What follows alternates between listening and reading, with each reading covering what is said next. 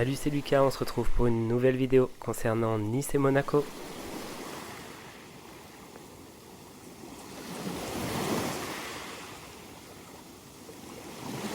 Le départ pour ce nouveau voyage s'est fait encore une fois très tôt. Mon frère m'avait offert des billets d'avion à Noël pour aller le voir à Nice. Le TER m'a ramené en plein cœur de la ville et j'ai pu démarrer les visites directement avec la cathédrale Saint-Nicolas. L'entrée est gratuite si vous voulez juste jeter un petit coup d'œil à l'intérieur. Juste à côté, il y a ce parc qui semble ne pas être très connu. Mais bon, je me suis rapidement perdu dans les petits chemins, donc j'ai décidé de redescendre vers la plage Magnan. Cette plage-là longe la promenade des Anglais et j'ai remonté le chemin pour me diriger vers le Vieux-Nice. Tout le long de la promenade des Anglais, vous pouvez retrouver des lieux qui sont très connus. J'avais pas beaucoup de temps car je devais rejoindre mon frère et sa copine, mais vous pouvez regarder sur l'itinéraire et sélectionner les lieux qui peuvent vous intéresser lors de votre visite. J'en ai profité quand même pour m'arrêter sur cette deuxième plage. Comme j'avais oublié ma serviette, j'ai pas pu me baigner, mais j'en ai profité pour admirer le paysage et la couleur de l'eau était juste incroyable. Direction ensuite la place Masséna, c'est là que j'avais rendez-vous pour retrouver mon frère, et il y a mon autre frère qui m'a fait la surprise en venant pour ce petit séjour. On s'est retrouvé devant la fontaine du soleil qu'on ne peut pas manquer, avant d'aller se promener dans le jardin de la Bourgada. J'étais déjà venu quand j'étais plus jeune et j'ai toujours adoré cette ville, mais cette fois je l'ai vraiment redécouverte.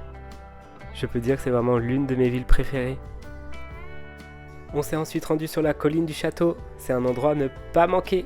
La montée est un peu difficile, mais une fois arrivé, on en prend plein les yeux.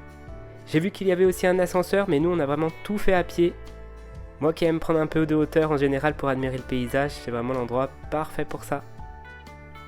On a une vue imprenable de chaque côté et la couleur de la mer est juste incroyable, même si ça rend pas très bien en vidéo. Il y a aussi une cascade tout en haut. On est resté là un petit moment avant de redescendre dans la vieille ville. On a quand même fait encore un petit détour pour aller voir avant le mémorial des soldats de la Première Guerre mondiale qui est taillé directement dans la roche. Et on arrive enfin à la vieille ville. Alors c'est plein de petites ruelles qui partent dans tous les sens avec des artisans qui vendent des produits de qualité. J'avais envie de tout acheter. On s'est ensuite arrêté dans un restaurant parce que j'avais beaucoup trop faim. Et ensuite on est reparti en découvrant une église. On est ensuite tombé sur la rue avec les parapluies suspendus. Ça m'a fait penser à Lisbonne. Sur cette première journée, j'ai quand même pas mal marché puisque j'ai fait plus de 20 km. Mais on s'est quand même rendu sur une dernière étape avec la place du marché. Il était déjà trop tard, du coup il n'y avait plus personne, mais c'était quand même sympa à voir. On est remonté tranquillement vers la gare pour se rendre chez mon frère, et en chemin on a croisé la basilique de Notre-Dame. C'est déjà l'heure du départ pour la deuxième journée, et on s'est rendu à Monaco. Mon frère avait prévu une activité secrète, donc je ne savais pas du tout à quoi m'attendre. Quand on est arrivé sur place, ils étaient en train de tout préparer pour le Grand Prix de Formule 1, et on est monté directement sur le rocher de Monaco.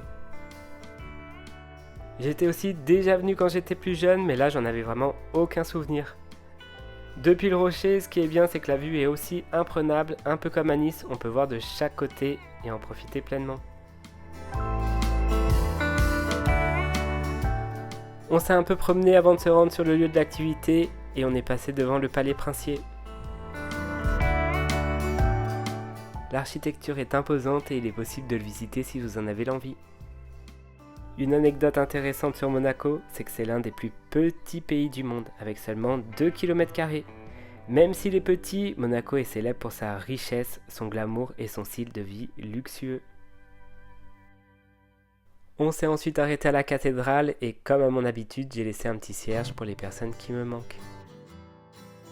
Juste à côté, on a pu voir le tribunal, qui est assez beau à voir, et ensuite on s'est rendu à l'étape mystère. Et c'est le musée océanographique. On est resté là-bas plusieurs heures car le lieu est assez grand et il y a quand même beaucoup de choses à voir. J'avais été un peu déçu lors de mon précédent passage, c'était en 2016 parce que je trouvais qu'il négligeait les animaux, mais maintenant c'est beaucoup mieux. Déjà il y a moins d'aquariums et beaucoup plus d'expos. J'ai filmé quelques espèces qui m'ont surprise comme ce poisson avec des pattes. C'est vrai que c'est toujours beau à voir mais il serait quand même mieux en liberté. Il y avait aussi un poisson qui ressemblait à une vache et des poissons clowns. Il y a aussi plusieurs points de vue magnifiques tout au long de la visite. Mon frère a voulu m'emmener au musée parce qu'il sait que je rêve de voir les baleines et à chaque fois que j'essaye d'en voir, je les rate tout le temps. Donc là, il y avait une exposition qui s'appelait Mission Polaire et on était en immersion comme si on était avec les baleines. Donc j'ai trouvé ça très touchant de sa part de m'emmener là-bas. Il m'a dit en attendant de les voir en vrai, tu pourras au moins les voir déjà sur les écrans.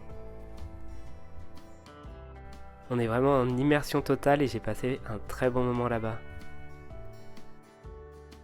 Là, c'est un autre point de vue depuis le musée et en repartant, on est tombé sur les tortues de terre.